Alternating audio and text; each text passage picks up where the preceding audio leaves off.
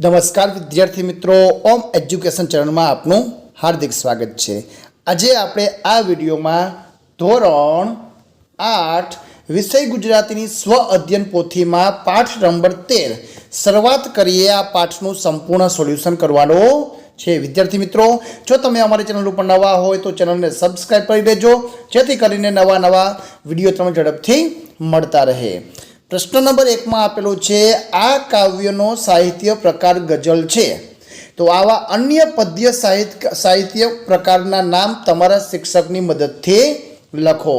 तो दुहा मुक्त हाइकू, उर्मी काव्य, गीत, आख्यान, भजन, काव्य, पद्य, कविता, वार्ता, सोनेट। विद्यार्थी मित्रों, आपणे गुजरातीना पाठ्य पुस्तकना पाठनी शरूआत पहला ज्यां कवि और लेखकनो परिचय आवे छे, एमां आवा साहित्य प्रकारना नाम आवता होय छे अने पाठ्य पुस्तकनी अनुक्रमणिकामां पण आगळ जे लेखकनी नाम साथेनो प्रकार आपेलो होय छे। प्रश्न नंबर 2 छे, शिक्षकनी मददथी मोबाइल फोन के कम्प्यूटरनी मददथी नीचेनी वेबसाइटनो उपयोग करी गजल वाँचो अने तमने पसंद गजलनुं लेखन करो। विद्यार्थी मित्रों, अहीं तमने 6 वेबसाइट आपेली छे। ए वेबसाइटनो सर्च करीने तमारे गजल गोतवानी छे अने जे गजल तमने गमे ए तमे અહીં લખવાની છે। तो टहूकू.com, उर्मीसागर.com, readgujarati.com, rajendrashukla.com, मितिक्षा.com, रणकार.com आ रीतनी वेबसाइटनो उपयोग करीने कोई पण एक छे ए गजल तमारे અહીં લખવાની छे।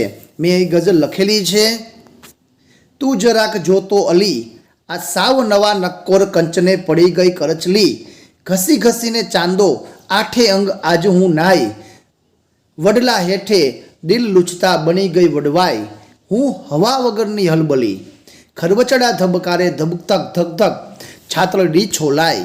तो आ रीतनी गजल छे, लखी सको छो। अहींया आगळनी पण गजल आपेली छे, ए गजल पण तमे लखी सको छो। तो आगळ जोईए प्रश्न नंबर 3। प्रश्न नंबर 3 में होय छे, काव्यना आधारे नीचेना प्रश्नना जवाब आपो। गजल विषे तमे शुं जाणो छो? तो गजल ए फारसी साहित्यनो काव्य प्रकार छे। गजल में अनेक शेर होय छे अने दरेक शेर में 2 पंक्तिओ होय छे। गजल एकमात्र मेर छंद छे। गजलनुं आ महत्व छे। एमां रदिक अने काफिया अमल प्रकारे एमने प्रकारना नाम छे। बीजो प्रश्न आपेलो छे। बीजा प्रश्न में छे, नवी शरूआत बाबते कवि शुं कहे छे?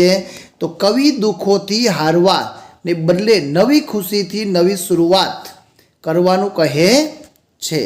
आगळ जोईए प्रश्न नंबर 3 आपेलो छे, पोतानी जात बदलवा विषे कवि शुं कहे छे? तो कवि पोतानी बाह्य सुंदरतानी साथे तेना शरीरनी आंतरिक सुंदरतानुं सुंदर बनाववानुं कहे छे। व्यक्तिना अंतकरणने सुंदर बनाववानी कविए वात करी छे। नंबर 4, आवनारी कालने शुं नजराणुं आपवानी कवि वात करे छे? तो कवि आवनारी कालने जीवनमां जे मळ्युं छे अने जे सवायुं करीने एनी सोगात आपवा मागे छे।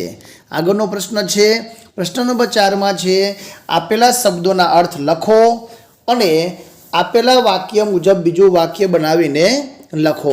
उदाहरण में तमने आपेलू छे वखत, तो एनो समानार्थी शब्द समय। तो साचा भाईबंधनी ओळख खरा वखते थाय छे। तो आपेलो शब्द छे एनी उपरथी वाक्य बनाववाना छे। तो जात, तो पंड, आपणी जातने कोईनी मदद माटे तैयार करीए। सोगाद, तो भेट, आपणा पंडने कोईनी मदद माटे तैयार करीए। सोगाद, तो एकलव्य गुरुने दक्षिणामां अमूल्य सोगाद आपी। तो एकलव्ये गुरुने दक्षिणामां अमूल्य भेट आपी। मात, तो हारेलू, सिद्धराज जयसिंहे शत्रुने मात आपी। तो सिद्धराज जयसिंहे शत्रुने हार आपी। तो समानार्थी शब्द लखीने 2 वाक्य सरखा लखवाना छे, मात्र शब्दने बदलवानी जरूर छे। नंबर 5 में आपेलू छे, नीचे लंबगोળ में કેટલાક समानार्थी और विरोधी शब्द भेगा थई गया छे, ते शब्दोने योग्य रीते जोड़ बनावीने लखवानी छे।